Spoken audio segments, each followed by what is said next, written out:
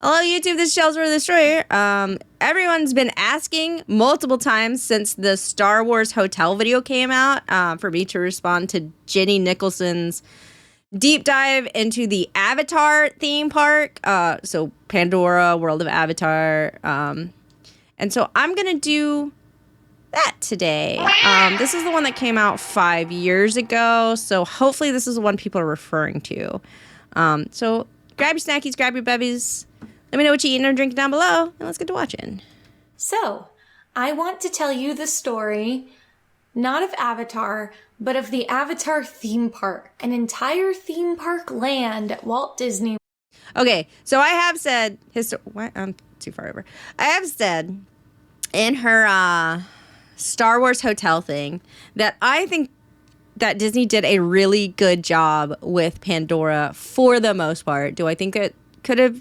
more stuff could have happened? Yeah, I guess. I mean, I don't really know what they would have done, but like, sure, whatever. But I think they did a pretty good job with it as is. And I got to experience that because I've been to Disney since they made Pandora. So let's see what she has to say about it. Maybe. World. Most people's first question is, how and why is there an Avatar theme park? So I thought today, as a huge theme park buff, I kind of want her shirt. I know it's like an Avatar shirt, and I'm not that into Avatar, but like I like it. I could go over its whole sordid history with you and talk a little bit about what it's like, because I have been there. There's a motorcycle that's been going for that whole take, so... should I just use it anyway? Would it be funny? Yes. I had the full Na'vi experience, and I want to share my findings. I was going to divide this video into some kind of numbered list, but then I thought instead of numbers, I would use Avatar sequels, because someday there are going to be more Avatar sequels than numbers in the English language. So, part 1, okay. Avatar 2, The Chronicles of Animal Kingdom. For those not in the know, Disney World is actually separated into 4 different parks. In layman's terms, the one with the castle, the one with the Star Wars stuff, and the one with the drinking around the world. The 4th park is Animal Kingdom, and that one is the zoo. When it opened, they had a whole ad campaign. I do really like Animal Kingdom, actually. I like zoos as well, though. About how it's not just a zoo, it's more than a zoo. Not a zoo. Not a zoo.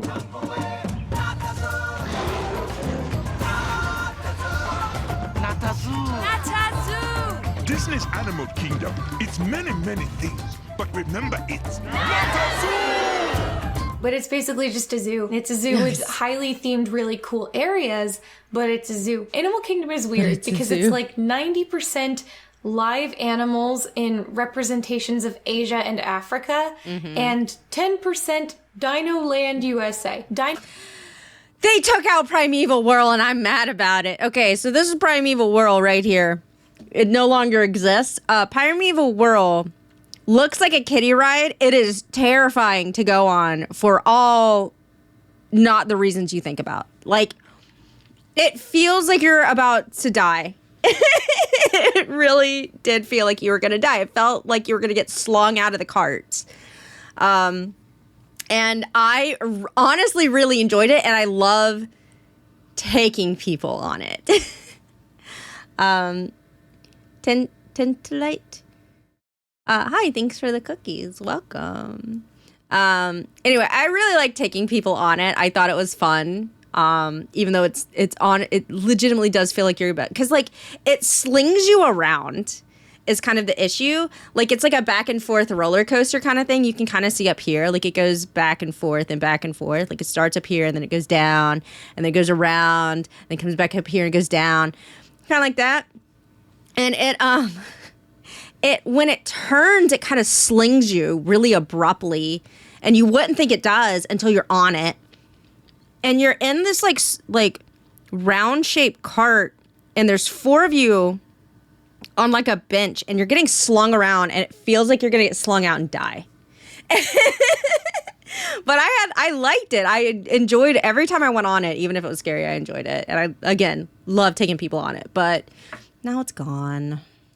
Dinoland USA is a dinosaur roadside carnival themed land. It's not a very thematically cohesive park. But it's not. The Dinoland was weird. The only thing, like, I went on Primeval Whirl, and then in a different section was the dinosaur ride. Like, you had to leave the little Dinoland USA area, right? Which is like a little theme park. No, not theme park, but like a fair. And you had to, like, go beside it, kind of, to get to where, like, the dinosaur ride is. And the dinosaur ride looks like it's in a building that's, like, a natural history museum. But, like, at, like, your local one. You know? The reason Animal Kingdom feels kind of unbalanced is this was not the original vision of the park. Disneyland says right on its plaque that it's meant to represent worlds of yesterday, tomorrow, and fantasy, and Animal Kingdom was going to be kind of similar. They were going to represent yesterday, today, and fantasy. For animals of yesterday, you would have Dino Land, showing extinct species. For animals of today, you would have the massive zoo portion of the park, showing real living animals. And for animals of fantasy, you would have Beastly Kingdom, a mythology-themed land with a roller coaster through a dragon-infested castle, that'd been cool. A walk through Unicorn Labyrinth, and a restaurant next to a lagoon with a big animatronic sea serpent in it. And then they ran out of money. They couldn't afford to build everything for opening day. Ew. They could either build Dino Land USA or Beastly Kingdom. They could build either the concrete lot with the chintzy roadside carnival or the epic world of medieval fantasy beasts. Now, I love Dino Land USA, but in my opinion, the choice between the two seems somewhat clear. But the CEO was like, hey, we're about to release that movie, Dinosaur. You guys remember Dinosaur? The smash box office success? That's definitely a property that merits its own theme park tie-in. So we got Dino Land instead of Beastly Kingdom. No big deal. They'll just build Beastly Kingdom later. And then they ran out of money again. So Beastly Kingdom was permanently canceled, and the only hint that it ever would have existed is, like, you could see the image of a dragon on some benches around the park. And the land that was... I always wondered about that, because randomly there's some stuff like a dragon, and I'm like, why? marked for it was just sitting there, a vacant lot. Moving on, Avatar 3. Why Avatar? I hope that's the real title of Avatar 3. So Animal Kingdom opened in 1998 as a park that... Collectively, to this date, I have not seen Avatar: The Way of Water. I did rewatch the first Avatar randomly because it's kind of long and it's good background noise because it's... I don't know. They have good music. And I have Disney. So, like... I put it on one day randomly right before Avatar 2 came out, but I never went and saw Avatar 2, and I haven't streamed it. It's just, I don't know. I'm like, maybe I will eventually, but I know I'm not going to pay attention to it. Like, it's just going to be background noise for me reading or something. Was essentially only 60% finished, and this did not escape people's notice. And the public gave this theme park a cruel name, a name that means half-formed. Quasimodo. No, they called it a half-day park. This basically means that compared to the other parks, there wasn't that much to do, and you didn't have to allot that much time of your vacation to experiencing it. As a company, you don't want a half-day park. A half-day park means nobody staying for dinner, it means worse evening crowds in the other parks, and it means people are booking shorter trips. And there's no such thing as a cheap theme park to build or to operate. So if it's open, you want to be maximizing your profits. And then in 2010, another terrible thing happens. Another terrible thing. You can truly be part of Harry Potter's world. Universal Studios, right across town, opens the Wizarding World of Harry Potter. Disney had made an aggressive play for the theme park rights to Harry Potter, but ultimately J.K. Rowling went with Universal Studios because they were more willing to give her creative control. Legend has it that the point of contention with Disney was that J.K. Rowling said that she needed to have a full-size locomotive take guests into the park and then...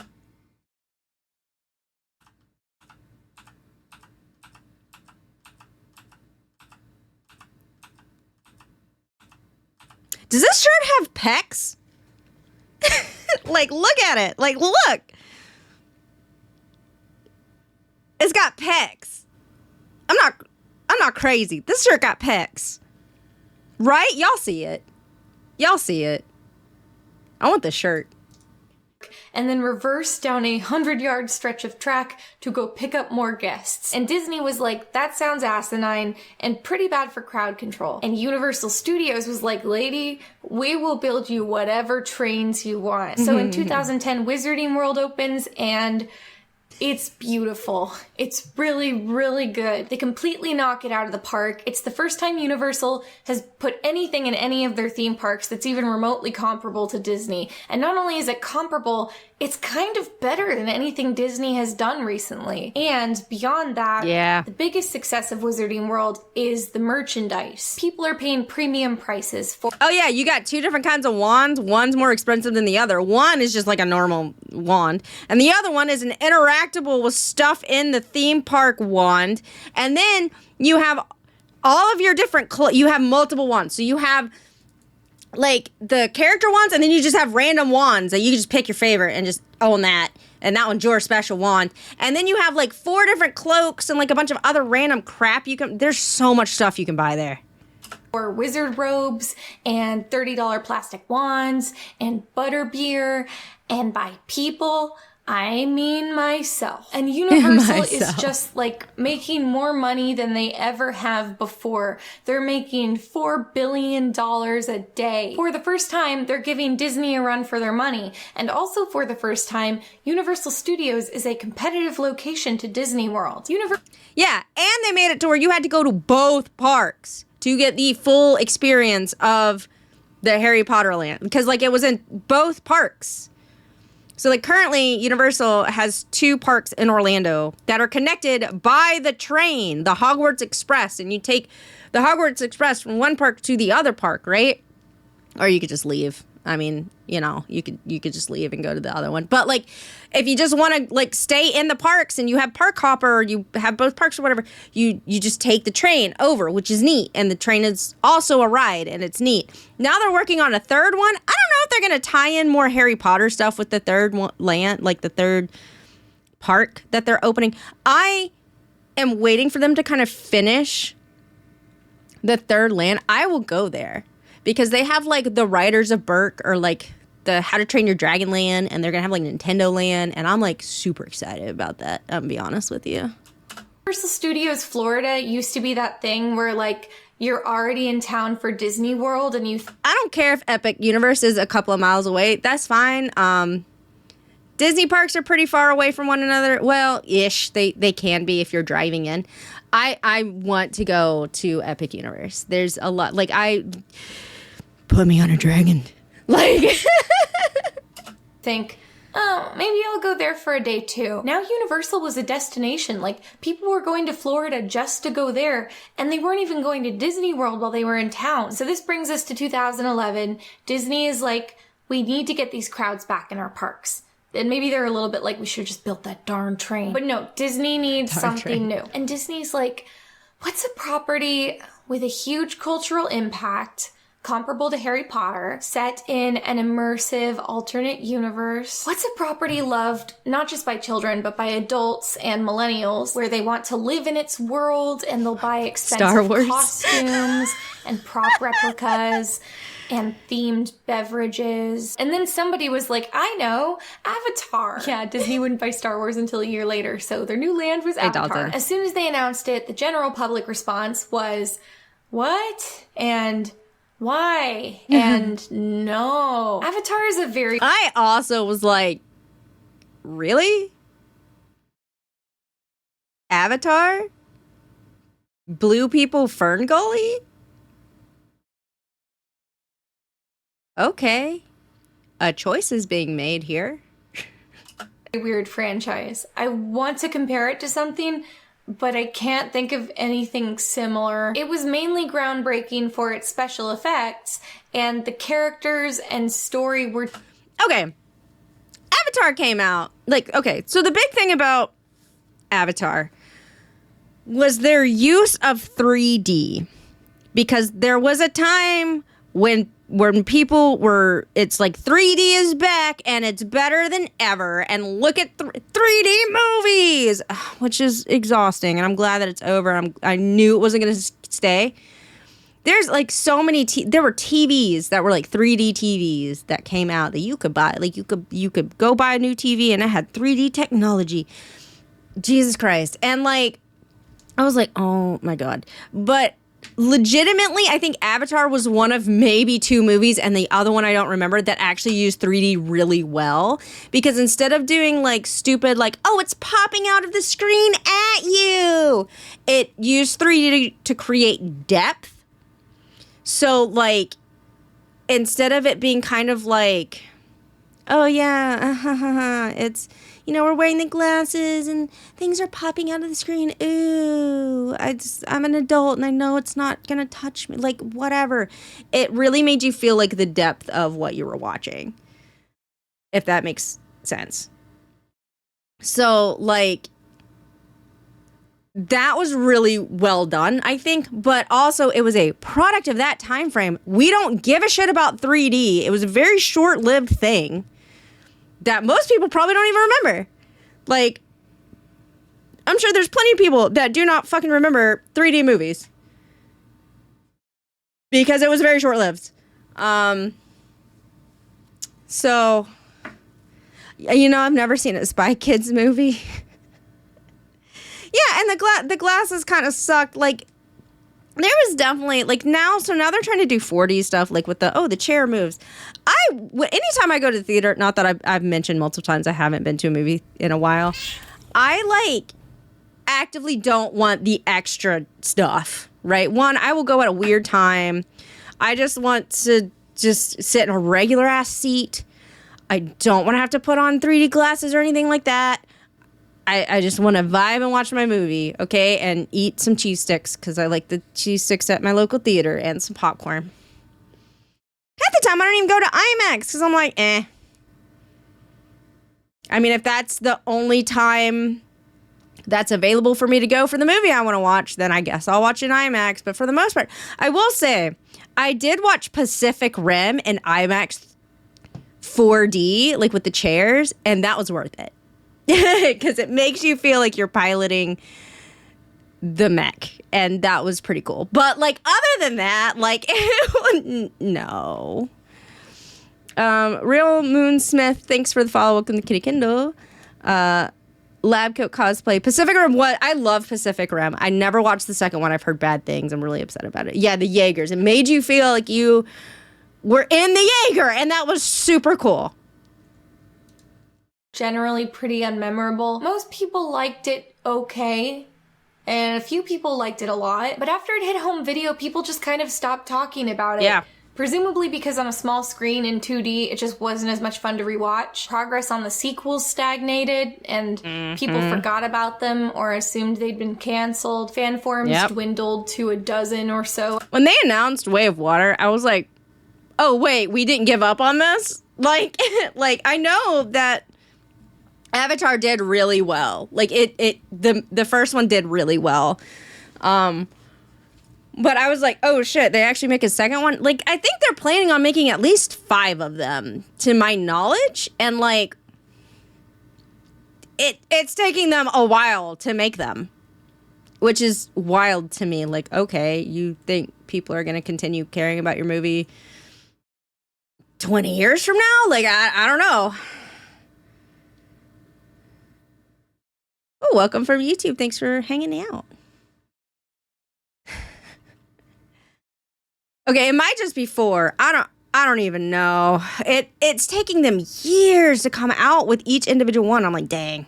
Active members, and those members are still active today.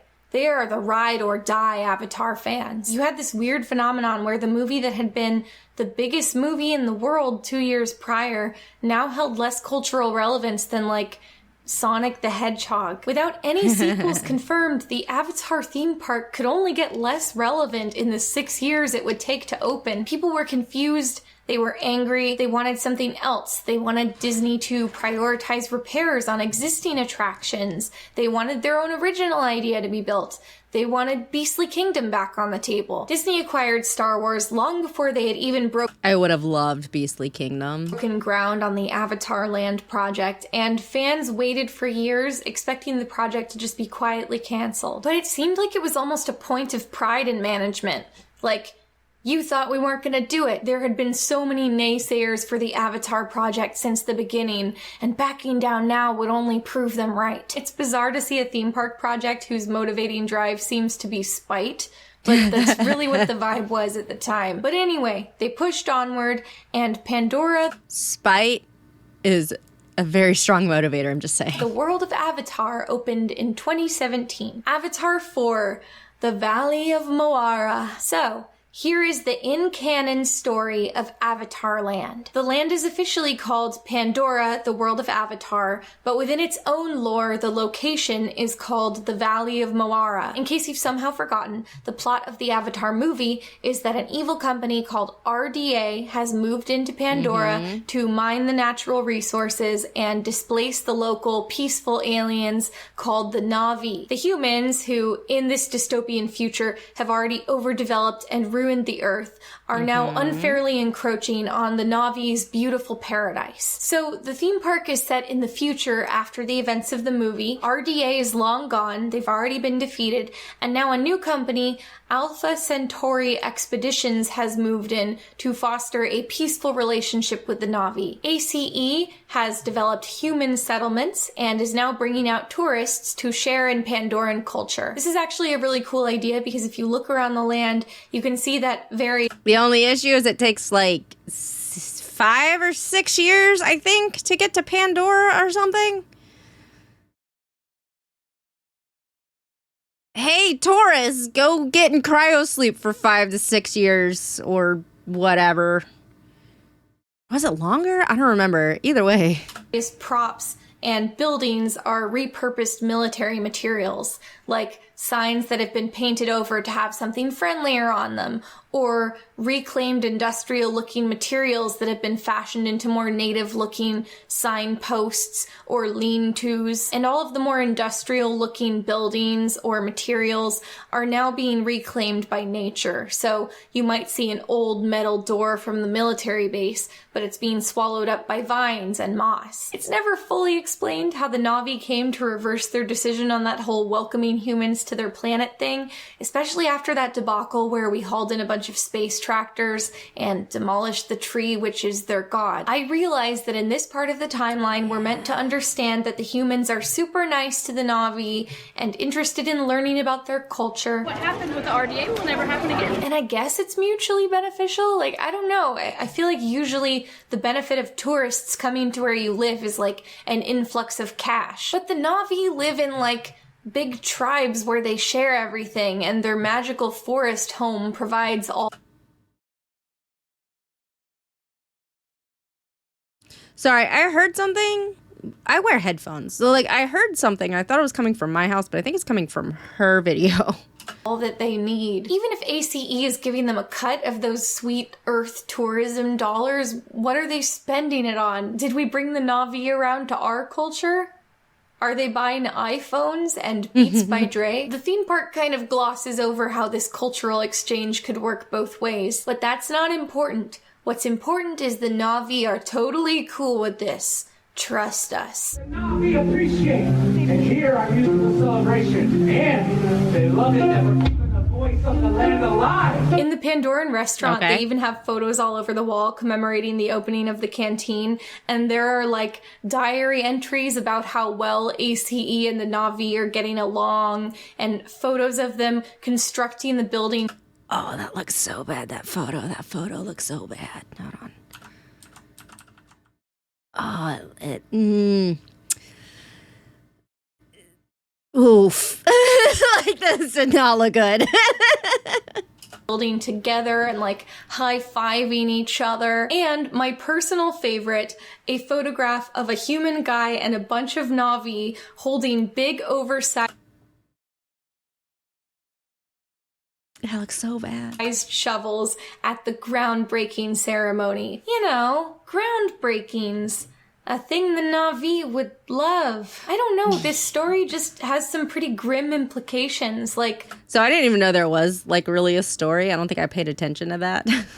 I thought in the movie the Na'vi were a fairly clear proxy for Native Americans. I mean, it was basically just Dances with Wolves. Like, yeah. Everybody compared it to Dances with Wolves, and the only ones who didn't compared it to Pocahontas, presumably because they were also Fern Gully. Too young to have seen Dances with Wolves. But either way, Native Americans. So with that in mind, it feels a little uncomfortable that you're buying like clip-in beaded hair extensions and light up medicine man staffs and bongo drums and t-shirts of their buff naked bodies.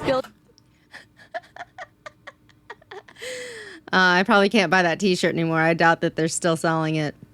5 years later, because everything I like at Disney gets discontinued after like 3 months. Build your own Na'vi bracelet or necklace. This feels wrong. But even ignoring that, I got a sense of kind of a ghoulish wrongness in Pandora, and it took me a minute to put my finger on it. There aren't any Na'vi anywhere. You see them in photos with humans in the canteen.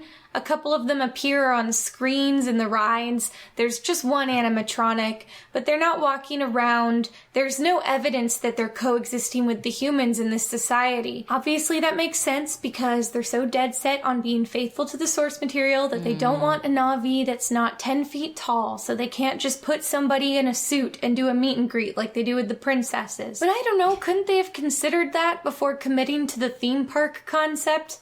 Because meeting characters is a thing at all of the Disney parks. In Cars Land, you even meet the... I feel like there's not a whole lot of meet and greet character. No, I met Tarzan at Animal Kingdom. I have a funny story about that, actually. So I've mentioned, this is beside the point. I mentioned in other videos that I used to go to Disney with a big group of people every year. 1 year, a bunch of everyone basically wanted to go to the Finding Nemo like play thing that they have, except my friend. And she was like, I don't want to do that. I want to go meet characters. And I was like, I'll go with you to meet characters. So I was like, call us when you're done. We're going to go meet characters. So we went off when we like met Pocahontas. Maybe someone else, and then like we were like, oh, what is this for? Because there was like kind of like a cast member just kind of standing there, and they were like, oh, this is to meet Tarzan. Do you guys want to meet Tarzan? And we were like, oh, sure, I guess, whatever. And so she goes, okay, well, you can start the line if you want, or you can just kind of hang out, and then we'll let you know when the line starts. And I was like, I guess we'll just start the line. So we just like went and like sat down on like this curb. To be the quote unquote start of the line, right? And like the way they were talking to us was a little weird, and we were like, this is a little bit of a weird interaction. And so like we sat down, right? And then all of a sudden, all these women and their kids who were sitting at these tables, at this like cafe thing that wasn't open, or it might have been open, I don't know, stand up and like line up behind us. So I guess they were just like, oh shit, they start the line. So they start lining up behind us, and like my friend overhears one of the kids asking their parents who Tarzan is. And like we were like, if you don't know who this character is, why are you here to meet them? And we were like, that's weird. Okay. So we were like, okay, whatever. And like the cast member that was kind of like watching the line or whatever, kind of like starts chatting with us a little bit, and is like, I can take the pictures for you, blah, blah, blah. And it was like, all right. So I'm sitting here, and like the crowd's kind of part. And, like, you can kind of see, like, oh, Tarzan's coming. We stand up. You can kind of see because you see, like, a few cast members, like, in front of him. And at the time, this was in December, Okay. So we are there in December at this point in time, because this was before I ended up starting to go in May. It's while we were still doing like the Christmas stuff. So it was in December. And I'm thinking, okay, dude's going to be wearing like a bodysuit kind of thing. Like, you know, every Disney princess has, even for the parades and stuff, have a winter outfit and then like a summer outfit. And the winter outfits usually cover more, or they're like, instead of like a bikini top for Ariel, it's like this mesh or bodysuit kind of leotard thing. Like they're covered, right? Not Tarzan. Tarzan is literally just wearing a loincloth. Like I'm sure he's got shorts under it. I'm sure, whatever. I don't know. But like he's dude was built like, we were like, I now understand why all of these moms and their kids are over here. Like we were like, oh my God. And suddenly I'm like, I now understand the vibes I was getting from the cast member when they were talking to us about how this is the Tarzan meet and greet and like all this other stuff. And we were the first ones in line to meet Tarzan. So we go meet Tarzan. We hand, my friend had a newer phone than I did at the time. And so she hands her phone over. And you know, we get like the signatures and like we get a picture. And then when they're handing the phone back to my friend, the lady that took the picture was like, I took a bunch for you. And we were like, thanks. Like,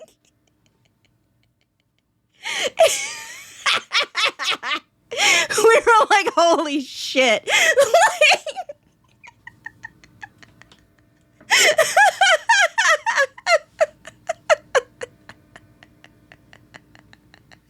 so, yeah, it was like,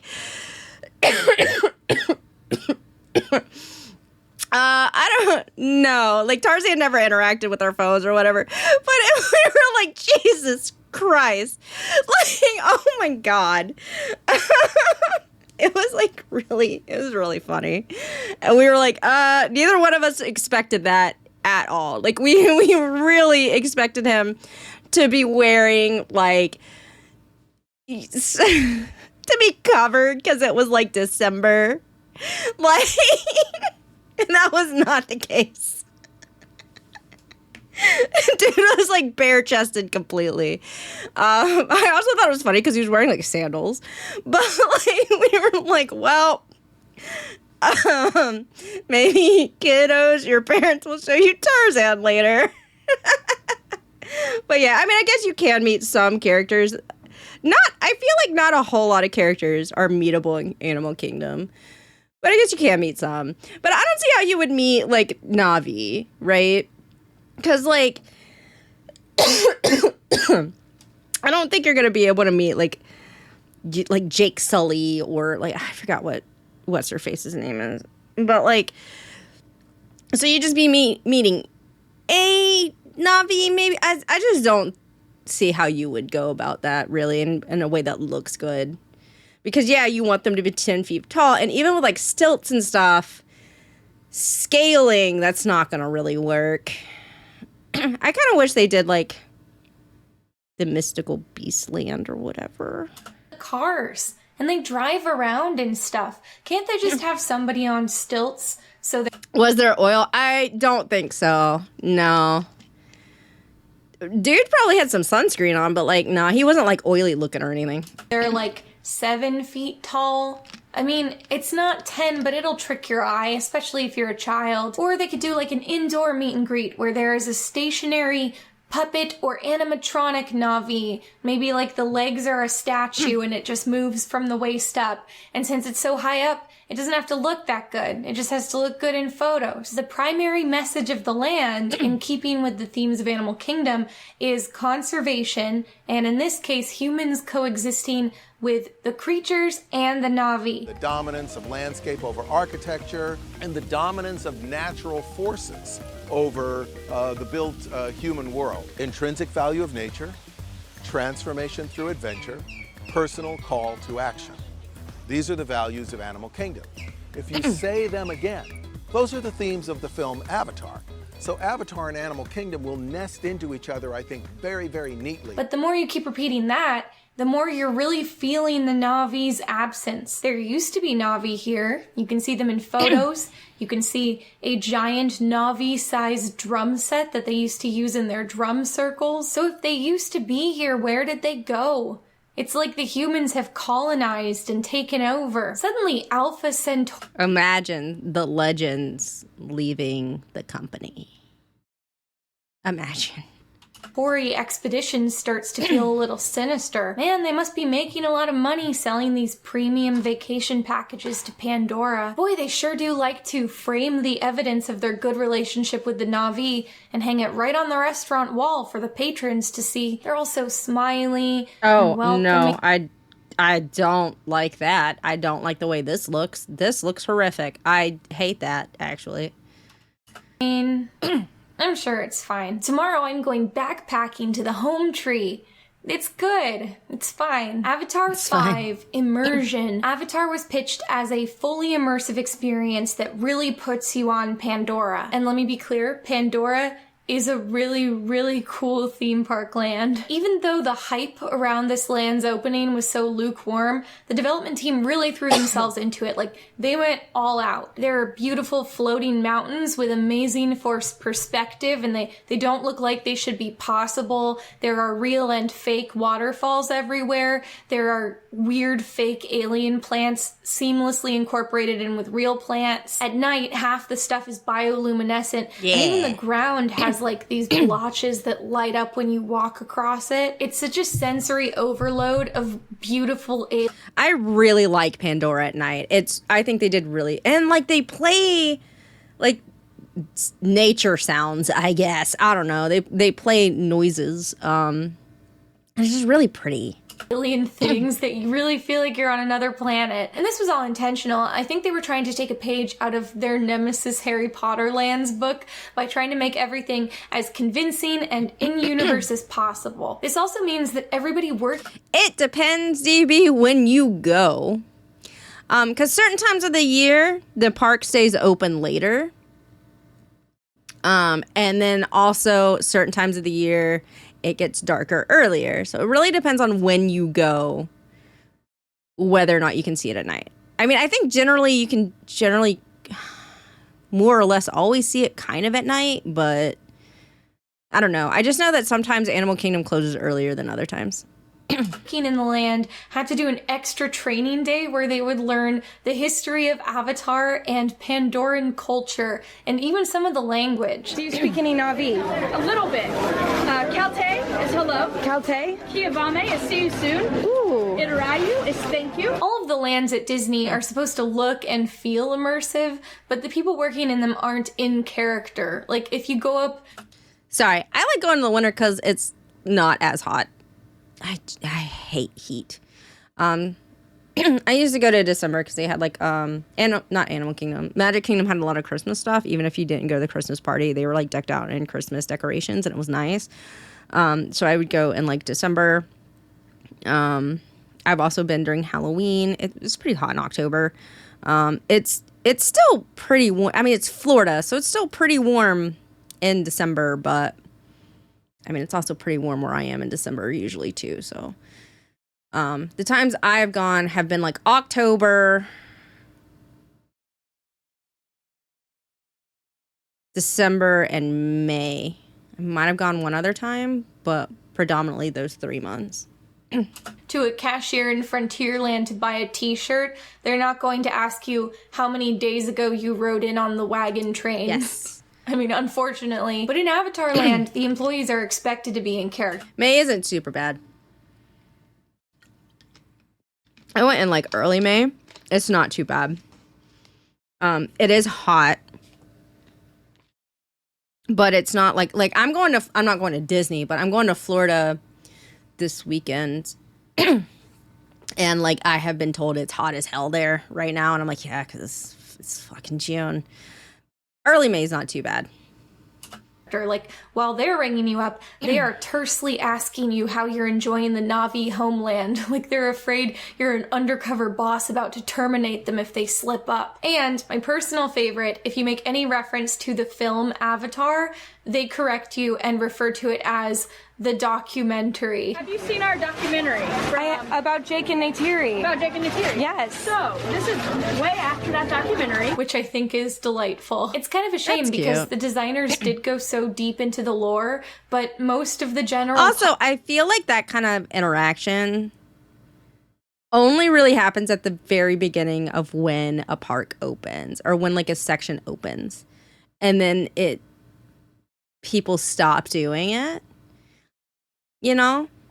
Public won't remember Avatar enough to understand or appreciate most of it. And unless you happen to ask the right cast member who really remembers their Pandora training day, you're not likely to pick up on a lot of it by word of mouth. Unless you watch all the making of promo videos and Imagineer interviews you can find on YouTube before your visit, like I did. Some things around Pandora have signs, which I think is a very positive idea. Like if you wander in the right direction, you can find this pond with these big ocean nautilus looking creatures bobbing at the surface, and there's a warning sign next to it saying not to get too close to the water because if you do, they will shoot out powerful jets of venom which they use to knock their prey out of the air. Ooh.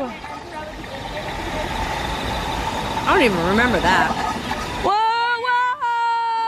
And if you look around the edges of the pond and even under the water line on the bottom of the pond, you can see these big 2-foot-long plastic insects that have been killed by these nautilus things when it knocked them out of the air. I just thought that was a really cute detail and good storytelling. I live for that kind of thing in theme parks. And I think having the warning sign was such a well-integrated way of explaining to people what the heck was going on. By contrast, there are some things that do not have signs that definitely should have signs. In commitment to the theming of the land, it was decided that the rides should not have big fancy signs out front, and instead they put up these big woven symbols that are meant to symbolically convey what the ride is. And they intentionally built Pandora to be kind of circuitous and have a bunch of little paths that go off in different directions with no clear signs of what is where.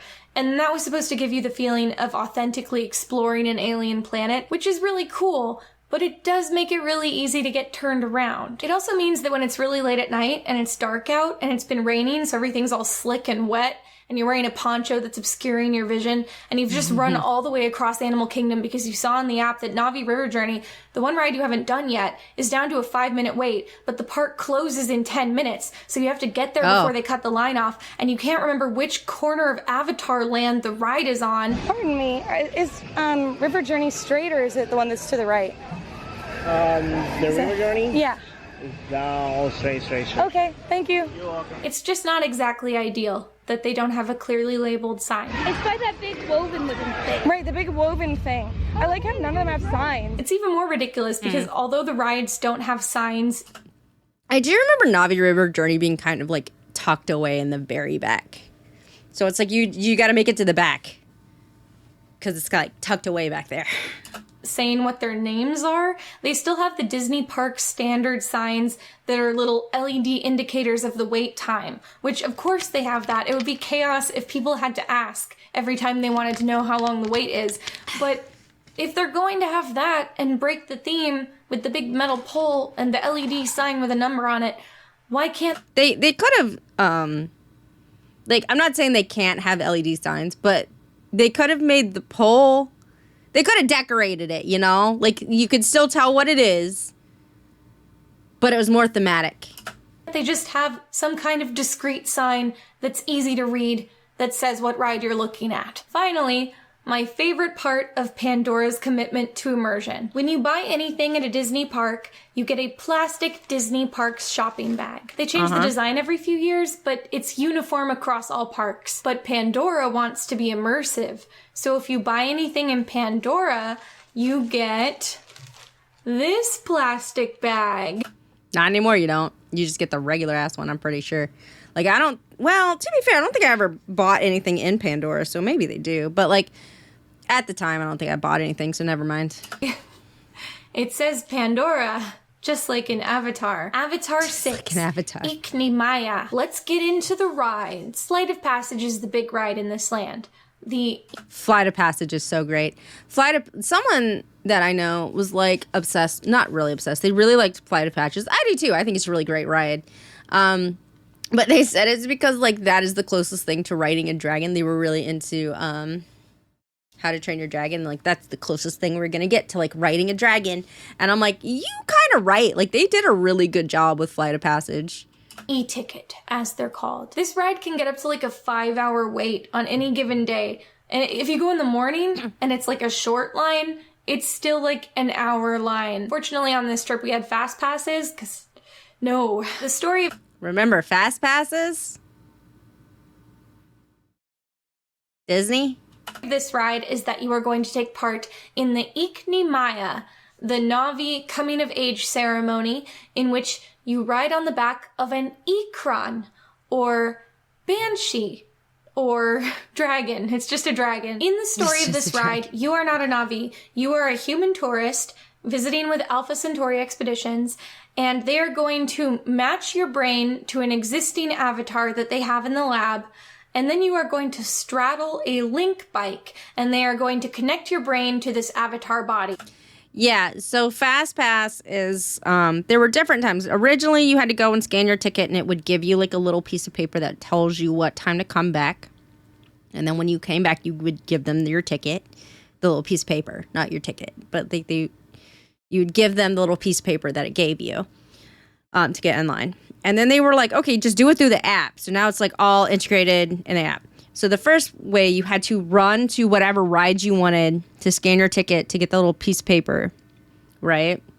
And they would run out. So then they were like, okay, do it in the app, which means you had to wake up early. If you were staying in a resort, you got to select your fast passes earlier than people that weren't staying at the resort. And then if you weren't staying at the resort, you had like so many days out from your trip that you could pick your fast passes, and you could pick one like premium ride and then 2 non-premium rides.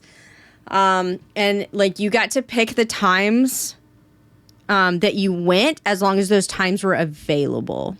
So they like limited. Those would also run out, by the way.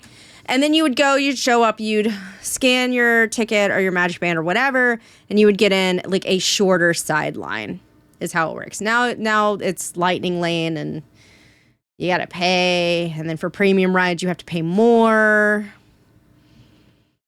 So like in Japan, the Japan Disney, you buy your ticket to get in, which is not super expensive. And then you can stand in line for everything, or you could basically buy your entry, almost like a fast pass kind of, like buy your entry into rides if you wanted. Like if you wanted to skip the lines or whatever, you basically bought like a fast pass thing. Those are kind of expensive depending on what the ride was, but you could do it, but you didn't have to for the most part. And then I think they still do like the old paper system. Are they, at one point that I went, they still had the paper system of fast passes. I don't know if they still do that, but yeah. And the avatar is already on the Ikran, and once you get there, a Na'vi guide is going to guide you around Pandora so that you can prove your mettle as a Na'vi warrior. You might have noticed that this idea is a little high concept, especially to little kids visiting a theme park who maybe were born after 2009 and have never seen Avatar, or for adults who saw Avatar only once in 2009 and only kind of remember it. They seem to realize this because when you're going onto the ride, you have not one but 2 pre-show rooms. And in the first one, you watch a video where a man greets you and explains the story of the ride. Soon, you're gonna have a chance to undertake an amazing Na'vi rite of passage. The way you're gonna do this is by being matched to something called an avatar. You guys ready to get your avatars? First, we have to scan you for a Pandoran microparasite. This enormous company called the RDA created a lot of damage to the area through their bad... This also is just a way to waste time for them. They were like, here, go do this. It's cute. You're almost on the ride. But also the ride's running beside you, so, you know. mining practices. Thanks to a special link chair, your mind will be able to control that avatar. And we're here in the Valley of Moara stunning banshees. They're created by blending human DNA and Na'vi DNA. The Na'vi have been riding on the backs of banshees since their earliest history. We need to find the compatible match of your genetic material with the genetic material of one of the avatar bodies that we already have. We need to find each of you an avatar. You're going to be matched to these things called avatars. Then you go into the second pre-show room and you watch a movie where a woman explains the story of the ride to you. She just tells you all of it a second time. Before we send you into the link chamber, let's watch this piece by Dr. Ogden, who runs the program. The way you'll be able to fly is by linking to an avatar. We establish a link using powerful psionic amplification equipment. A human driver is connected to an avatar. Once the link takes place, you'll be connected to your avatar. This ride is a motion simulator ride, which I generally hate and find boring, but I actually really like this ride, and I think it's because the ride system is so cleverly executed. I don't want to go too deep into it in case you want to ride it and believe that magic... No, I'll tell you what it is. Okay, so basically it's a big dome screen, okay? And like you get on this thing, it looks like you're getting on like almost a motorcycle kind of situation, right? But it like puts like padding behind your legs. You can't really move your legs, and it puts a padding like on your lower back or whatever, so you're stuck in this thing. And like the thing, like the padding expands, so when you're like riding the Ecron, it feels like it's breathing under you, right? And when they're like, okay, so when the ride starts, they like lift this shutter that's in front of you, so that you're now looking at the screen. If you've ever been on Soarin', like Soaring Around the World or Soaring Over California, very similar concept, screen-wise, okay? But they like shine like a little light in your eyes because it's like you connecting with the avatar or whatever. And like I think they blow some air on you, and then the screen goes up while that's happening, so you don't notice the screen goes up. So you're just like, oh, you fell asleep and now you're woken up and you're on the Ecron. And like it's really well done. Like, it's legitimately really well done. I really enjoy it. It's a lot of fun. They have 4D stuff, so they, like, pump smells in. So when you're flying over the water, you smell, like, the salt water. They're blowing you. They're blowing air on you. Not that kind of ride. It's not that kind of theme park. They're blowing air on you so it feels like you're actually flying, and like a bunch of other stuff. It's really well done. I'm very impressed with it when I go on it. Everyone I've been on it with has been very impressed with it. It's kind of it's Soarin' with a more technological vehicle. So you're not on like a hang glider and you're just kind of like listing side to side. It's on something that feels like it's alive. So like that, it's pretty cool. Is real, but if you've ever been on a ride in Epcot called Soaring Around the World, you can see pretty clearly in that ride what the ride system is. It's not really disguised. This is basically the same ride system. It's just dressed up a lot better, which makes the execution a lot better. Yeah, I went into this ride prepared to be a bitter hater because I hate motion simulators, but I actually really liked it. I even waited 90 minutes to re-ride this thing. And I don't do lines. And granted, if it had been a 5-hour line, I would not have done it. I would have preferred to just lie face down on the pavement and let my dreams carry me to Pandora. But a 90-minute line is a pretty big concession from me, and I did it happily. I like the smells that they pick to represent Pandora. I like that you can feel the... So I've gone to Disneyland once, and the Matterhorn was closed for refurbishment when I went. I forgot when I went. I think I went in maybe March or something. Not a lot. A decent amount of things were closed for refurbishment when I went, though, unfortunately. Before or after they added Indiana Jones to Disneyland? I don't remember. All the parks kind of run together for me, I'm gonna be honest. Is Indiana Jones a ride? I went before Pixar Pier. So it was like whatever it was before they reskinned it to Pixar. Oh, no. I went a few years ago, like pre-pandemic, maybe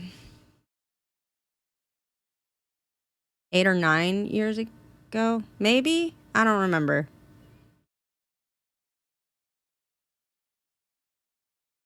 The Haunted Mansion's gone? What do you mean the Haunted Mansion's gone from Disneyland? There is no way they took out the Haunted Mansion from Disneyland. No. They still reskin the Haunted Mansion every, like, December and October to be, like, Nightmare Before Christmas. They reskinned Tower of Terror to be a Guardians ride. That's gone from Disneyland. Disney World still has it. The elevator ride is Tower of Terror, not Haunted Mansion.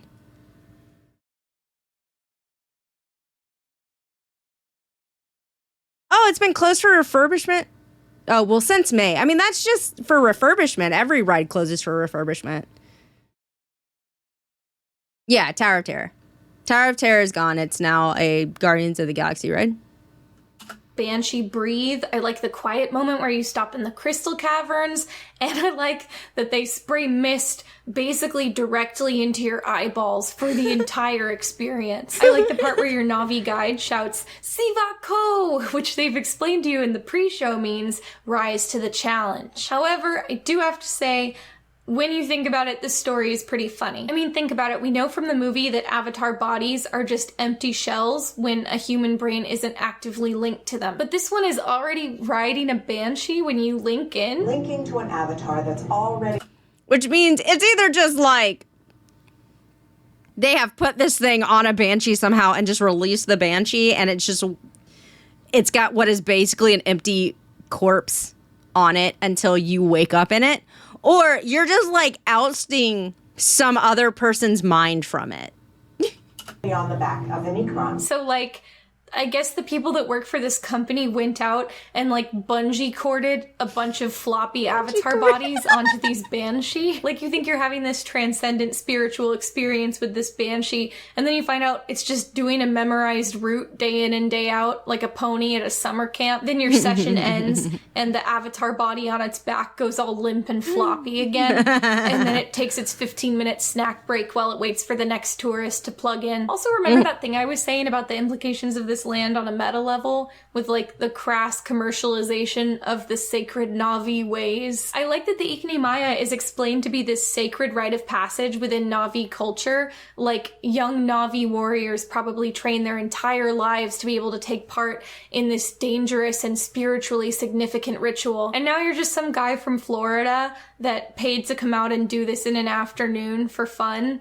Like it's a ziplining excursion on a cruise to the Bahamas. Ooh, fun theme park fact. This Sigourney Weaver-alike has such a soothing voice because she actually provided the voice for one of the computer system voices that you hear when you're waiting in line for Star Tours. And her character name, Dr. Jackie Ogden, is in honor of a real person, Dr. Jacqueline Ogden, who was a vice president of Animal Kingdom for a time. She's a psychologist, and her focus was on developing education and conservation programs for the park. And I just think it's really cool that they did a tribute to her. And that's it. It's just a fun fact. You know, just some deep theme park trivia that probably barely any of you will care about. Avatar 7. I mean, it's neat. Na'vi River Journey. Bad. Okay, sorry, no. So Na'vi River Journey isn't bad, but it is definitely, like, if you could only pick one of the two rides, you're not going to pick Na'vi River Journey. Like, it's fine. It's, especially if there's not a line and it's hot, it's nice because it's like an inside water ride, so it's like cooler. And it's like pretty dark in there. And it's nice. The animatronic has broken multiple fucking times to my understanding. But like, yeah, I mean, like they knocked the Ikran one, Flights of Passage, out of the park. And then it's like, okay, Na'vi River Journey, it's a, I guess, soothing little boat ride, whatever. Let me explain. Flight of Passage is the big ride in Pandora, and Na'vi River Journey is the less good ride. It's the humbler ride. It's not trying to be as good. It's smaller, less exciting, less ambitious, but it is still new, and it's kind of the consolation prize for people that don't want to wait 5 hours for Flight of Passage. So it can still get like a 40 to 90 minute wait. We rode it, as I mentioned, right before closing time, so we did not have to wait. We basically walked right on, which is really, really good news because I would rather swim down the tumbleweed-infested waters of the Caspavon River myself than wait 90 minutes for this experience. You're trying to determine... Yeah, it's not super worth waiting 90 minutes for. what it smells like in here, because it's kind of that bromine smell like Pirates of the Caribbean, but it smells like Pirates of the Caribbean and natural gas, like, yeah, like someone left the stove on and it's gonna just explode. We're gonna blow up. Despite the pretty negative feedback when this opened, I was actually the most excited for this ride. It's a dark ride, which basically means an indoor ride with show scenes conveying some kind of story, traditionally with black light. I love me some dark rides. They are my favorite kind of ride. Oh. Okay. Okay. Yes. I also like dark rides, actually. It's going to be so cool. And I heard this one was slow and lame and boring and underwhelming and bad. But I didn't believe it. I assumed all the naysayers were just heathens who were mad it wasn't a roller coaster or something. Like, oh, I get it. It's a boat ride and you don't go over. I mean, the whole thing is like, look how pretty this is. It's so pretty. It glows. Look, a shaman. Anyway, now get off the boat. Like, that's kind of what splash. I'm so sorry. Can't anybody just appreciate quiet beauty anymore? And it turns out it's just not a very good ride. It's very boring and very short. And I don't mind boring. I ride the Carousel of Progress every time I'm in Florida. Carousel of Progress and Hall of Presidents is where I take naps. I'm not even gonna lie to you. I went once. I've only ridden those rides. One's not really a ride. I guess you could argue neither one of them are super. Anyway, I've only gone to those things once, and it's when I took a nap in them. I absolutely took a nap. Sometimes twice in one day. Also, Carousel of Progress was it was difficult, and the reason it was difficult was because people kept getting up and leaving, and you're not allowed to walk out during the ride unless there's like an emergency. You're not supposed to leave, but someone got up and like left like during out of an exit, and so the ride had to stop because they got up and left, and like, you know, the thing rotates, so like the whole thing had to stop, and it stopped for like a few minutes, and they were like over the loudspeaker being like, you cannot exit the ride until the ride is over. Do not stand up, do not exit the ride, blah blah blah blah blah. But because it took so long for the ride to restart, other people would randomly stand up and leave, which means the ride had to take longer, and then it would restart, and then someone would be like, this is taking too long, and they would get up and leave, and then the ride would stop again, and I'm like, I'm going to lose it. Like, I'm going to lose it. Like, stop. Like, you're trapping us all here. Stop. Anyway, that was annoying. The story of Navi River Journey is you sit in a woven boat and you slowly drift down a river. Occasionally, you see a screen against a back wall with Navi running past, or animals running past. It kind of loops a little too quick for it to seem convincing. Oh, the jellies. The jellies. You hear distant singing, and then you reach the Navi shaman of songs, who is singing. Then you round a corner and you realize you're back at the loading station and the ride is over. I was sure. What I'm trying to say is this ride has no story, which that's weird for a dark ride, but it's not necessarily a bad thing. Like, you can have some rides that are more about conveying ambiance than a linear narrative. The thing is, this ride is just a lot of jungle scenery with nothing in it. You boat past lush plant life, some of which is glowing. Occasionally you'll see one of those whirly top things from the movie turning around, or one of those flying jellyfish things represented by taking a rubber jellyfish and putting it on a wire and jiggling it occasionally. There are no animatronics except for the shaman of songs at the end, and she is possibly the best animatronic they have ever made. She's huge and she moves so much and she looks like she's alive. Her movement is so fluid, but she's also the only one. Supposedly this ride was originally supposed to be more like Pirates of the Caribbean, with like little scenes and tens of Na'vi animatronics and maybe animatronic creatures too. But thanks to time constraints and, of course, budget cuts, they scaled that back to a whopping 1 animatronic. If you've ever ridden Pirates of the Caribbean, you might remember that when the ride begins, you're going through these drippy, empty pirate caves, and occasionally you'll see a tableau of some skeletons on a beach or something. Then you round a corner and you're in this amazing, huge ship battle, and then you go into the city and there are so many pirates and they're moving around. Na'vi River Journey is like if you rode Pirates of the Caribbean, but it moved half the speed and there were no drops, and it was only cave scenes, and there were half as many skeletons. And the crab on the beach that waves its claws is just a rubber crab that's tied to a string, and it jiggles sometimes. And then you get to the end, and there is one incredibly impressive pirate animatronic. And he's not from any of the movies, and he's speaking a made-up language, so you have no idea what he's saying, and then the ride ends. I really want to like Na'vi River Journey. The bioluminescents are beautiful, but they're not really more beautiful than the ones that are outside that you don't have to wait in a line to see. And the jungle just straight up doesn't have that convincing forced perspective that the Disney rides have to suggest depth. It only ever feels like you're in a narrow boat going down a narrow hallway with like maybe 3 feet of plants on either side of you. The projections and screens look nice, like it's good, sharp image quality, and they do that thing where it's like layered screens to suggest depth, but there's just no technology yet that's adequate enough to trick the human eye into thinking that a thing on a screen is a tangible thing in front of them.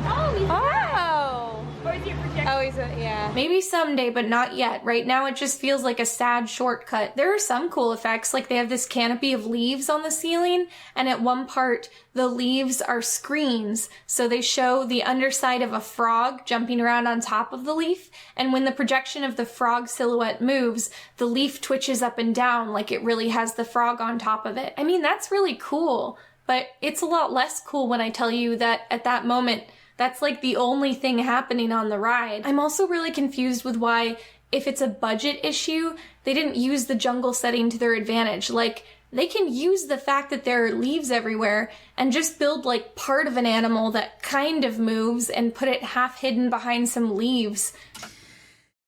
I mean, now we have Disney of today that just, takes as many budget cuts as freaking possible, and everything kind of sucks now. I'm upset. I showed you guys yesterday off recording, but like the mosaic thing that they did in Morocco, where they fixed, quote unquote, the mosaics because they were damaged. I'll give them. They're old. They've been there since like the 80s. And they're damaged, and they were like, well, we got to replace them. And then they replaced them with what looks like bathroom tile. It looks like a pool bathroom, okay? And I'm so upset about it. And I will never not be upset about it, because I'm like, okay, so we're literally just doing everything we can to cut as many corners as possible. And why would I spend my money to go to a place that is literally sucking the magic and the fun out of this supposedly magical, fun theme park? Have a good night, DB. How are you, Prower? I'm so annoyed about it. I'm so annoyed. I went to the Halloween party, right? And I kept trying to get on the Pirates ride, and it kept going down. And I never got to ride it. And I was a little sad about it. But it is what it is.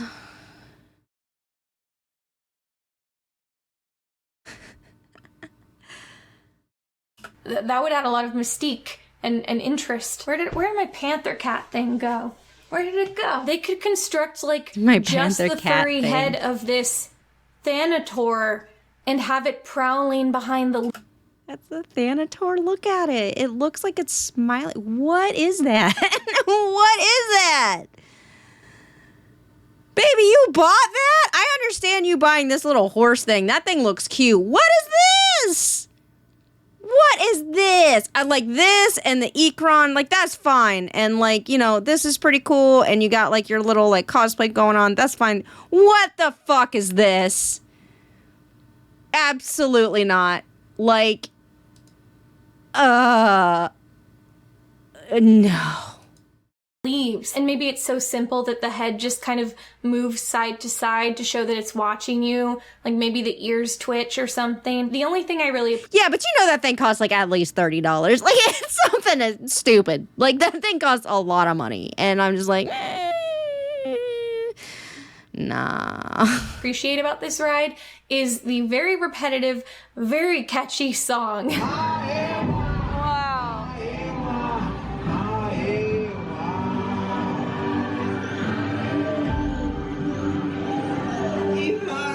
I assume it's called...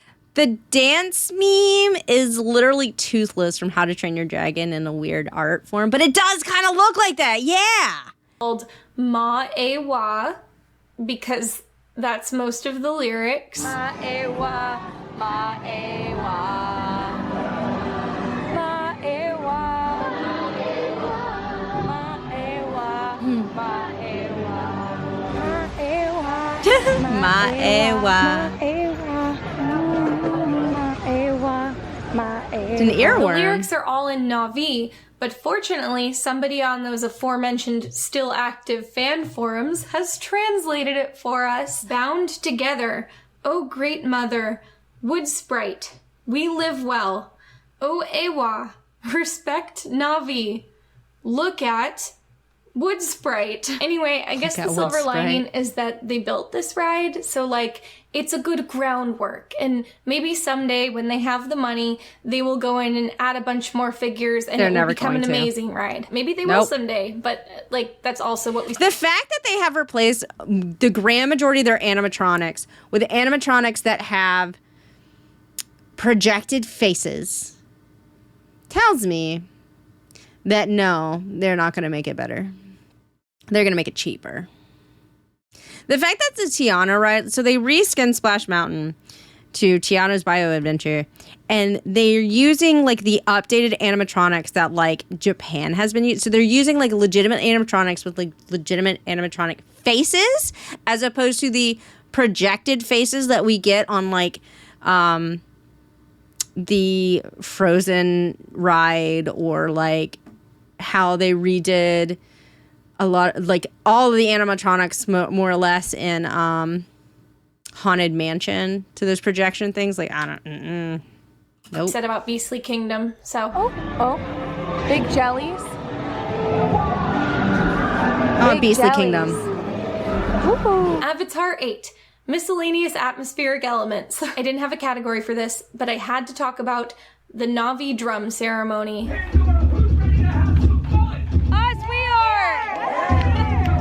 This is an atmospheric show which takes place every hour in one of Pandora's outdoor courtyards. They have an interactive drum circle with a seating area around it as a permanent fixture of this area. So at all times of day, toddlers can run up and bang on these synth drums. At showtime, every hour, this trio of happy, smiling, mic'd people come out cheering and chanting and start banging on these drums. Either those are some really excited guests who came in costume, or the show is happening. Oh my god!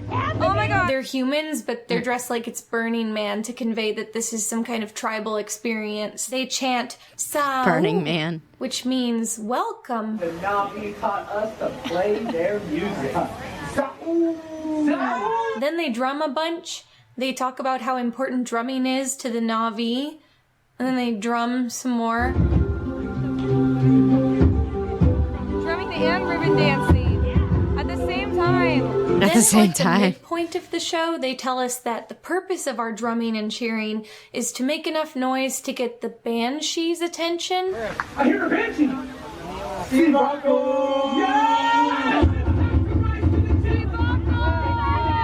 The floating mountains over our head have a speaker installed in them, so you hear banshee screeches coming from up there, and then the hosts are like, There's a drum circle at Dragon Con?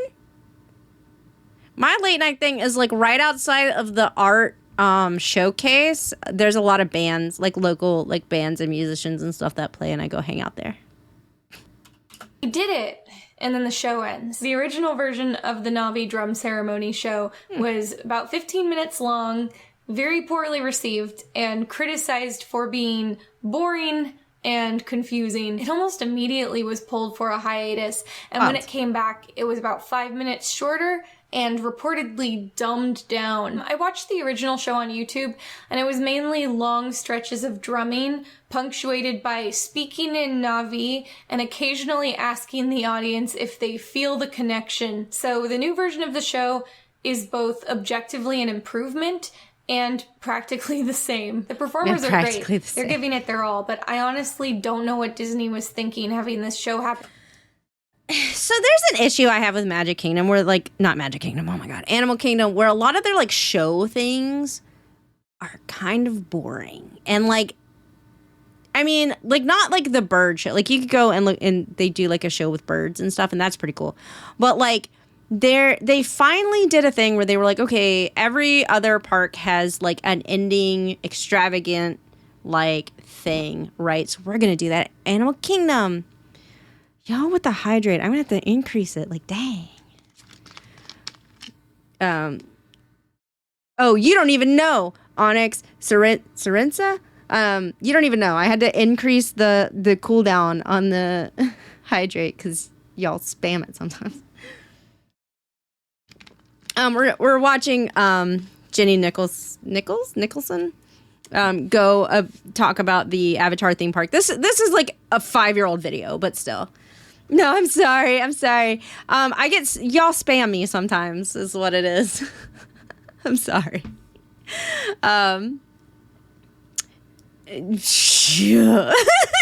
Historically, y'all sometimes do. It's fine. Y'all harass me. I know. I don't even have water. I have Coca-Cola, which, you know, maybe isn't hydration. I'm gonna be honest. It's got caffeine in it, but still. What's it talk about? Oh, right. So they did like rivers of light, right? Because they did this thing where they were like, okay, we can't have like fireworks, right? Because like there's animals and we don't want fireworks happening above the animals. We don't want to freak out the animals, so we're not gonna have fireworks. So they did rivers of light, which is fine, except like it was kind of boring. Like it basically kind of lulled me into like super relaxation kind of sleep multiple times. And at first it had nothing to do with Disney. It was just like animal things. And then they were like, okay, well, we're going to put in some Disney scenes into it. Cause it's like, okay, these like barges come out on the like the quote unquote river water thing. Right. And like, it's like some of them have fire on them. And then they like, some of them have screens on them, or they'll like, spray out like mist, and then projectors will hit the mist or whatever and like project things.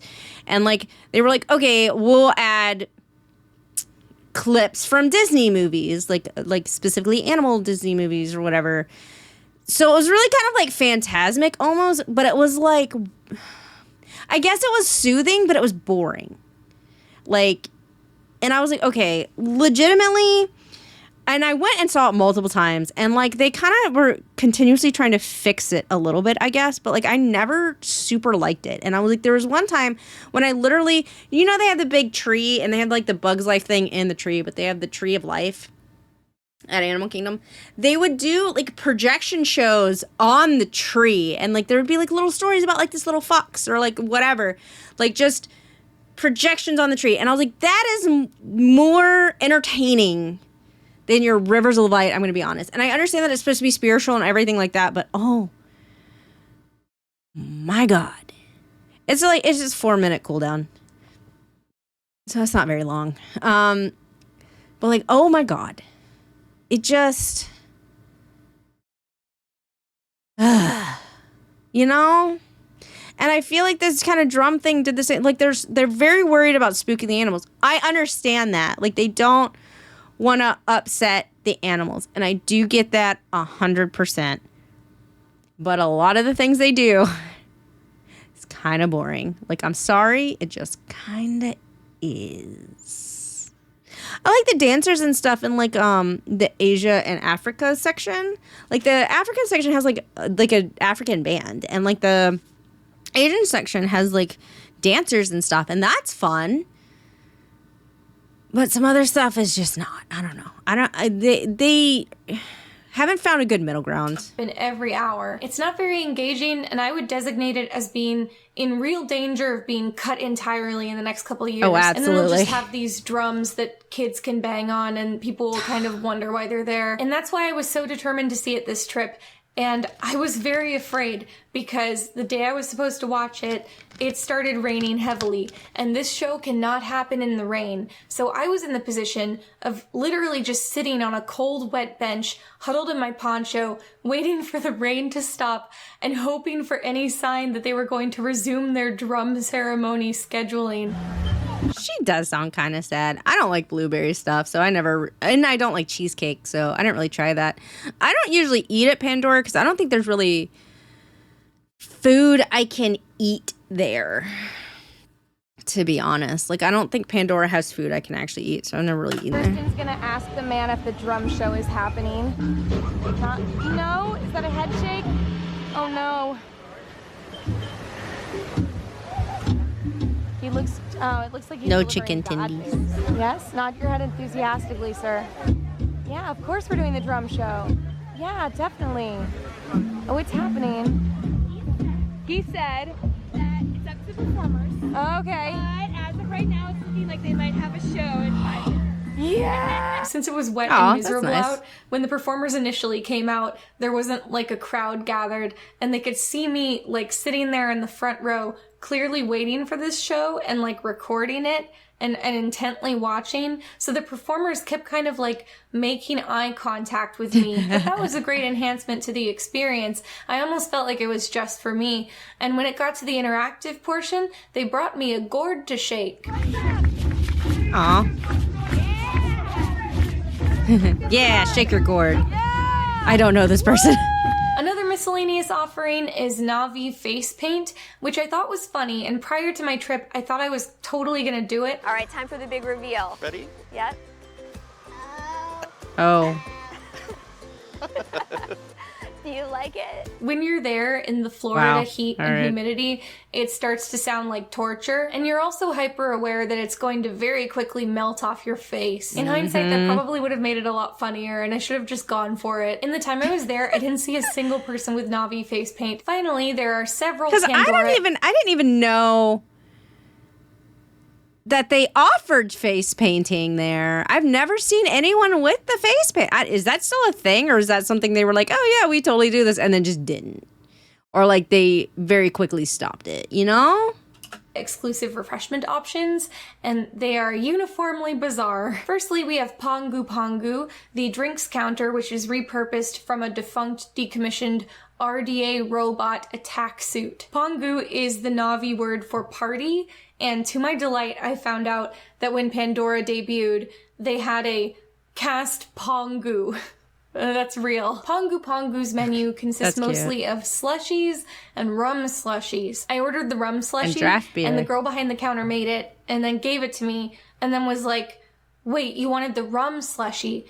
I have to make you a new one. And then she just remade the exact same drink, and then just dumped a shot of rum on top.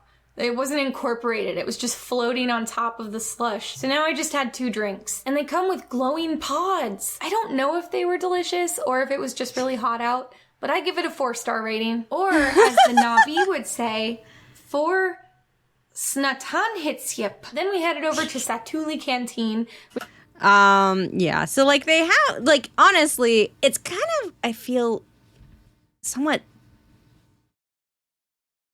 Asian, because it's like quinoa bowls or like rice bowls kind of things.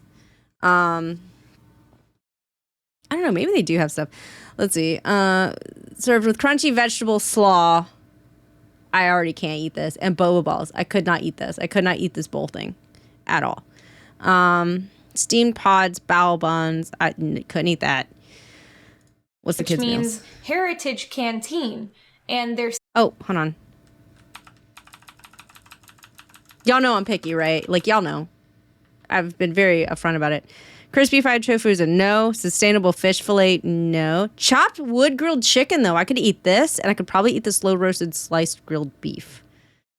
Served with rice and grains. I could probably eat. Okay, I could eat from the kids' meal here, I guess. And their signature dish is the Satuli bowl, which means heritage bowl. You pick a protein, you pick a base, and you pick a dressing, and then they put boba on top to make it look like alien. I got the tofu, which was basically like if you could make tater tots out of tofu, and I loved it. 5 out of 5 snetanhetsyep. Same for the dessert, I want some which tater tots. basically was a cheesecake, but looked like some kind of mysterious blue alien dome. No, thank you. I wish all my desserts looked like that. So this is the, what are they? It's a cheeseburger pod. It's a pod. It's made of some kind of alien cheeseburger. Oh. All right. It's an alien cheeseburger. I mean, to be fair, that's fine. I mean, it's just like a cheeseburger, but it's a bow. My issue is I don't eat cheese on my burgers, so I could not eat that. Yeah, it's just a dumpling, but like, you know, they're trying to be thematic and cute. That's fine. I just wish it was like a hamburger one that doesn't have... I don't think it looks dry. Like it oozed here. You can see like oozing happening. Oh my God. I set a time limit thing on this hydrate, so y'all just gonna harass the shit out of me about this, huh? Now, all of it? Tell me how it tastes. The whole thing? Yeah. Okay. Oh my God, she's doing it. Eat the whole thing at once, or it's not authentic. It's all right. It's okay? Yeah. Are you glad you got it? No? It actually tastes like a cheeseburger. In fact, like the bow itself tastes like just like normal bread. Look at it. It is just kind of bread. It's just bread and cheeseburger.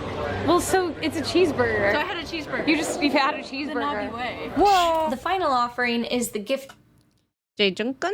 Hello, thanks for the follow. Welcome to Kitty Kindle. shop food. I was surprised how much stuff was on offer, and I also imagine that they don't sell a lot of it. Expedition trail mix, rock candy,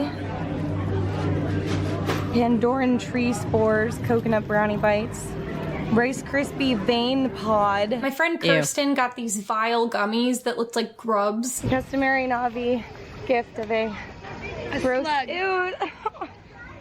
I'm a texture person. It's a lot tougher than it's just bite it's so much gooier than I thought it would be. I mean, they tasted okay, but I was just kind of put off by the experience of eating grubs. I don't like the texture of it feeling like a slug and looking like a slug.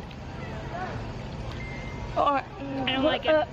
Oh, and finally, I brought this bad boy back with me. It's... Fun fact. This is a bag of popcorn. I have in my kitchen right this second a bag of blue and pink mixed coated popcorn. It looks exactly like this, except some of it is pink. And I think it's supposed to be cotton candy flavored because my parents bought it and like gave it to me and I'm like, okay, cool. It's almost like you've known me for my entire life and I would not jam with this, but you know, whatever. Thank you, I guess. Oreo Frosty. Hello, welcome. Why would the Navi eat bugs? Protein. Avatar flavored popcorn, and I haven't tried it yet. I hope it's okay to eat this. It has been like a month since my trip. It's fine because it's coated. I don't see an expiration date on it. It's coated. Oh, this is expired. It's fine. It's fine. You need it. It's like candy coated. Do it for the views, Jenny.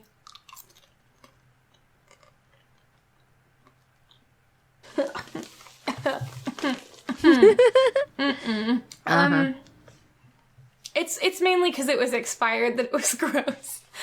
But it also didn't taste good. I bet one of the almonds is okay to eat if I can get to one. There's almonds in that? Aha! I like how they even dyed the almond blue. Let's try this. Yeah, the almonds are good. I mean, the part I like about the almond is the almond taste.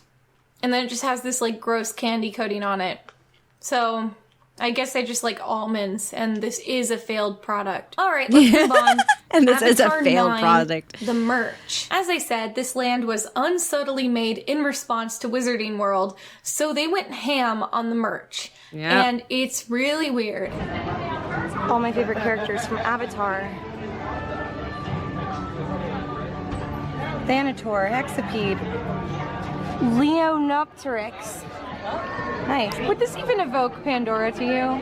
It just looks like an ugly frame. It does look just like an ugly frame. Lava lamp. It's just a lava lamp. Yeah, it's just a lava There were lamp. a lot of people looking at things in the gift shop. The gift shop is like most of it's just like random kind of tacky shit, I think. Like, sorry, that's kind of what it is. And so it's just like, why? All right, hydrate.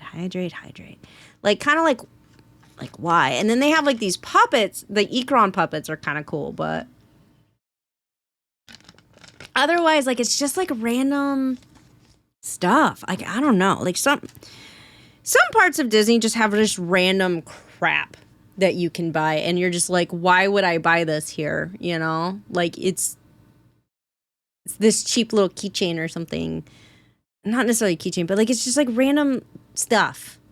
And you're like, why would I buy this here? I don't understand. It's not even really themed, or it's barely themed. Like, I don't even know. But there was never a line at the registers. There's basically a predictable disconnect between the public and Avatar, where people remember it and have vague positive feelings toward it, but they're really at the theme park land because it's a cool theme park land. Yeah. And also it's new and exciting. Not because they love Avatar enough to want high-end collectibles from it. In fact, I would venture to guess that the souvenir sales in Pandora are just going to drop more and more the longer it's open. Right now, I would imagine that the highest value of Pandora merch is that the Avatar theme park is still really new, and people have heard of it, but a lot of people haven't had a chance to go yet. So if you're wearing merch from it, it's a good conversation piece. And it's also a good way to flex on people. When Avatar Land isn't new anymore, people are less likely to go, oh, you've been to that Avatar theme park. What was that like? And at that point, I would expect the value of the merch to drop off sharply. Contrast that against franchises like Harry Potter or Star Wars, where people just genuinely love the intellectual property. And also, I'm sorry, the clothing and stuff you can get at Harry Potter Land, those are just cosplays. You could literally, at any point in time, put that on, and guess what? You're a Harry Potter person, even if it's your own thing. Like, you could just be like, yeah, I'm like a Ravenclaw or whatever. Like, any Halloween party, any themed party, any convention you go to, just randomly because you feel like it, like whatever. Everyone's going to get what you're dressed up as, why you're dressed up as it. They're human wizards, so like, you know, you don't have to paint yourself or anything. Like I like her shirt. I said I liked her shirt. I think it's kind of funny. It's got pecs and stuff, and I think it's just like pleasing. Like blue is pleasing. Like the tones of this shirt are pleasing to the eye to me, right? But like, and I would wear this shirt just randomly because I just like it, and I think the fact that it has pecs is funny. But like, no one's gonna be like, oh yeah, Avatar. They're just gonna be like, okay, you got a weird shirt. Like that's it.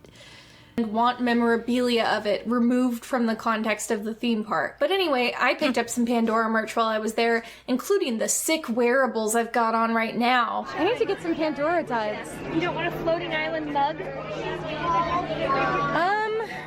I have in the tradition of Disney Parks headwear, which usually takes the form of Mickey Mouse ear hats or headbands, Pandora offers the Na'vi headband with ears and tribal-looking headdress. And you can round out the look with your novelty Na'vi tail. I thought these were so funny, and I immediately had to buy and wear them.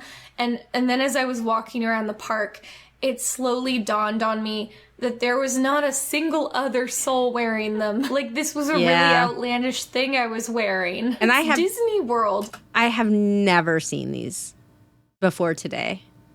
And I went to that park at least 3-4 times.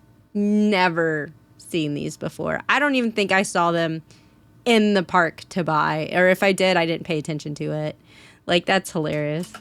People actively wearing Mickey Mouse ears were casting quizzical looks at my Na'vi ears. That's how not in the cultural consciousness Avatar is. Like, I was walking around in Animal Kingdom, and people were looking at my head and thinking, why is she wearing ears? I got this Na'vi woven ball.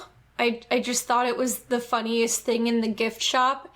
It's just this rubber ball with like fake weaving around it. I put this in my carry-on bag to fly home, naive to the fact that on an X-ray scanner at an airport, a dense rubber ball like this is going to show up on the screen looking exactly like a large cartoon bomb. So I got to enjoy the TSA guy going through my entire bag, laughing at me when he found this. And then when he tried to ask what it was, I simply did not have an explanation for him. I also got this Navi woven pen, which was funny to me for the same reason the ball was. Also, my favorite souvenir, and I speculate that I was maybe the first person ever to buy this souvenir. This is a Navi translator. I really got a lot of mileage out of this on the trip. Not because I was actually able to utilize it to translate anything in a useful context, but because I liked to irritate my friends by learning the vocab words and attempting to pepper them into my conversations. What's the Navi word for sangria? There we go. Angalo. Angalo, okay. Okay, I know Navi. The starter pack, when you get the translator, comes with 12 language cards, but you can buy booster packs where you can get 8 new words at a time for $7. When I say that price out loud, I'm kind of mortified in hindsight. How many of these? Babes!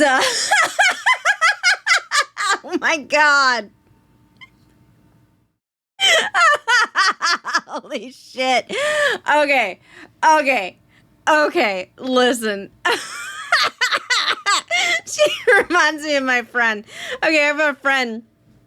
You're walking around MomoCon. She's telling me about all this stuff, and I was like, she's really bad about, she has to, if she ends up doing something where there's collectibles involved, she has to collect every single thing.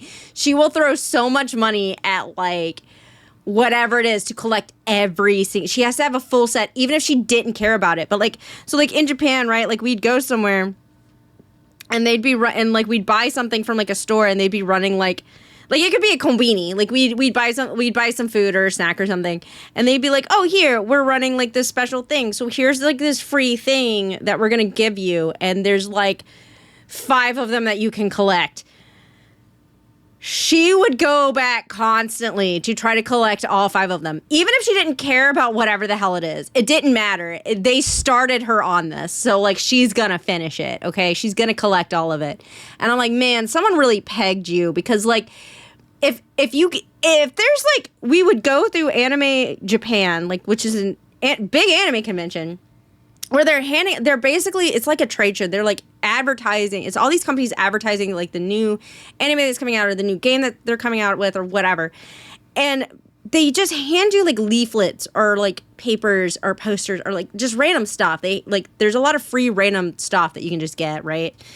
And like, it becomes very obvious very quickly that, like, you don't need all the stuff. I can't read any of the things that they're giving to me. They're all in Japanese. So, like, I would start turning people down, like, oh, no, thank you.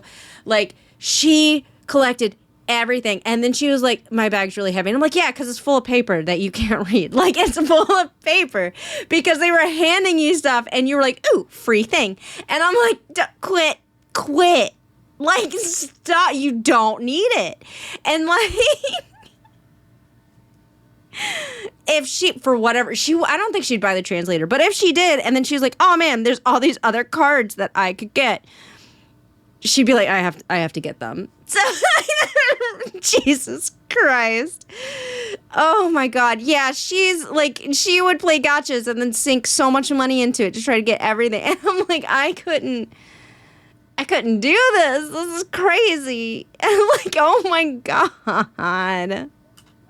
These cards I have. Weru Xiao, Jenny. This is Jenny and her like plethora of Navi cards. Did you get any duplicates? Not really. I got like 5 duplicates. Okay, say something else for posterity. Okay. Okay. Now that I know Navi, I bet you guys are really. What does that mean? Say that out loud. Oh no, I can't roll my R's. I can never speak in Navi. Yeah, say it. You have to say it. Then. At just a little under $1 per word, becoming fluent in Navi is a very expensive investment. But who can argue with the utility of learning to say words like that means bladder polyp. Finally, I of course have to mention the 2 premium merchandise experiences at Pandora. Oh, no, she is the whale. She was the one that when we were watching, so before you came in, I watched a Genshin Impact video by Jade Animations. And I told a story about how one of my friends became a Genshin Impact whale. Like, she just kept putting money in to get to the gacha, and it's the same friend. The first is this very expensive plastic banshee puppet you can buy, which comes with a whole adoption ceremony. I don't know, I can't decide how to Oh no, wild beast. What is the pricing on the banshees and the perches? is 65 plus tax. Okay, and then the perch is separate, right? Correct. Okay.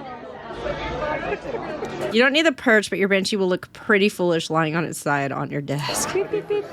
He doesn't bite, does he? Oh, he could. You just can't make him mad. Oh no! Oh no! Despite the $90-ish price tag, this is probably the most popular thing you can buy in Pandora. I think they're just too plasticky for my taste. Next up is the $80 Create an Avatar experience, where you can get an avatar toy that looks like you. This is, in my opinion, I didn't even know about less that. worth the price. But I thought it was funny and basically good content, so I did it. When I first went up to create an avatar, the guy at the kiosk basically had to tell me that the person who does it was on a lunch break and to come back in an hour. But because of Pandora's commitment to immersive storytelling, he couldn't just tell me that the guy was on lunch. Can I do it right now? Unfortunately, not right now. Because our hand types are just about to go back to the lab to make sure everything's growing properly. Okay. They won't be back until around 12:50, 1 o'clock. It's the thought that counts, but I do appreciate the implication that in the future, nobody takes lunch breaks. That would have just shattered the illusion. So when I returned, the technician was done calibrating the growing chambers and I was good to go. Now, first, I want to say what this experience is not. It's not a thing where they scan your face and make a 3D model of it and then 3D print it onto a toy. It's also not a thing where they take a picture of your face and then flat print it onto the blank head of a toy. It's funny because in 2018, they could do either of those things. And those kind of things usually do cost about $80. So other than that, probably. Is it, you just... Just the cup, and that one's just like nude? Okay. I see. You are paying mainly for the experience and the performance of the cast member, which lasts about 5 minutes. You sit down in an important looking chair, he hits a bunch of buttons on a tablet, then he pretends to talk to somebody in his headset, and then he pulls down this glowing scanner apparatus and starts waving it all around your face. He explains that this apparatus is not only making a 3D scan of your face, but is also vacuuming genetic material off of your face to grow your avatar with. The first red flag in this process is I said, as he was scanning my face, "Oh, I should remove my hat." And then he said, "No, you don't have to." So the screens in front of you display first a picture that the scanning apparatus took of your face at some point. It does take a picture. Then it displays a 3D model of a human head that objectively looks nothing like your head. Oh, that looks just like me. Finally, it displays your avatar face, which looks nothing like either of the previous 2 images. My avatar face was objectively hideous, which, great. Because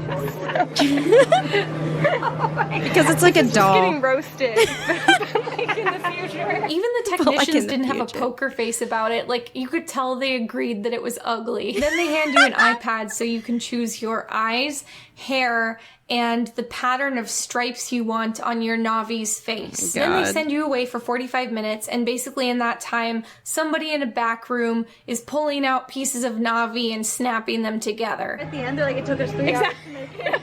Wow, you can see how really customized it is, right? But you just like snapped on the hair that you wanted, and you're like, all right. Then they put it in a futuristic vending machine to make it look like it's being created by science. So go ahead and put your hand right there. Oh man. Yeah. Oh, very cool. Oh my god. I would also like to point out that at 2 points in the day, during the toy making experience and during the Flight of Passage pre-show, there were narrative beats where there was supposed to be an avatar that somebody was matching to me. And in both instances, there was some kind of ominous systems error where it appeared that something had gone very wrong. Stand by. We're looking into delays with the genetic matching system. Oh no! Okay, that's just what they do when they have to waste time. Like, there's a lot of stuff built into this where they just waste time. Because they're like, oh shit, like either the ride before you had to be delayed for some reason or whatever, so you just have to wait a little longer. Let's put this in there. I got a bad feeling of it. This isn't gonna go. Okay. Our avatars are flawed. Here's my avatar. My avatar grew wrong. It melted. It melted my avatar. It melted. Anyway, now I've got this to, I don't know, to love. So that was my trip to Pandora, the world of Avatar. My hottest take on all this is that if Disney wanted an intellectual property that they could acquire to make a theme... I want information about this. Did you buy this at the theme park? What is this thing? Park out of that vaguely... Is this just something you already had for some reason? You were like, it's thematically similar. Like, what is this? Their animal theme and was popular with both kids and millennials as a franchise, and that would sell a lot of merch. Pokemon. They should have done Pokemon. And I know Universal has the theme park rights for Nintendo, but they didn't back then. Even though I maintain that Avatar is a very weird concept for a theme park, I do think they executed it as well as they possibly could have. Except for Na'vi River Journey. I don't just like Pandora, I love Pandora. It turned Animal Kingdom from a half-day park to, for me at least, like a 2-day park. It has such cool atmosphere. I kept wanting to be... I wouldn't say it's a 2-day park. It is like, okay, get all your zoo stuff out in the morning and then go just hang. Well, do Flight of Passage as early as you can. But then, go to the safari, go do the walk-arounds, see the animals, maybe ride the little train to see the goats, and then come back to the Rafika's Planet Watch thing. Now there's like the Yeti ride, Mount Everest, whatever. I guess Dinosaur if you really want to run that, and then like go just hang out in Pandora for the rest of it. Like, I don't know. There, like, not even for the rides, but just to exist in the environment. I love the food. Fair. I love the comically specific merchandise. I love the simulator ride. I love how earnest the entire experience is. One of my favorite moments of the entire trip is I was in Satuli Canteen and I was walking back to my table with my Satuli bowls. I walked past a kid who was staring up, open-mouthed, at one of the pictures of the Na'vi at the groundbreaking ceremony with the humans. He looked completely in awe of what he was seeing, and then he turned to his dad and said, "Dad, there's a movie?" And that kind of illustrates the weird duality of the Pandora experience. Oh my God. Oh, I almost forgot to talk about my favorite thing at Pandora. On the way into Avatar Land, you see this gigantic alien pod. If you know the deep Pandora lore like I do, you know that this pod is what enables humans to breathe in the Valley of Moara. In the documentary, they established that the atmosphere on Pandora is toxic I hydrated. Every time y'all hit it, I take a sip of my Coke. But this large alien pod intermittently spits out steam, which is purifying the air and making it safe for the humans to breathe. The pod is the first thing you see, and it is such an odd fixture. It's big, noisy, ominous looking, and objectively very ugly. Throughout Avatar Land, you see the recurring motif of this pod. There are what appear to be smaller seedlings of it growing in the planters. In the gift shop, you can buy your own Rice Krispie pod. When you order a rum slushie at Pongu Pongu, they drop a glowing pod into your drink. I love the pod. While I was visiting, I got to rub the side of the... She loves the pod. The pod. The pod loves you. The pod. The pod. It grumbled its approval and pulsed with light. She's gonna rub the pod. Oh! Rub harder. It's working! Some water dripped directly into my ear. It compelled me to gather my own Okay, small there it is. There it is. Okay, now she's explaining this. Great. odd specimen and take it back with me to my homeland. I am to care for it until it is strong and then plant it in the earth. That was cute. Cherish the pod. Pod is life.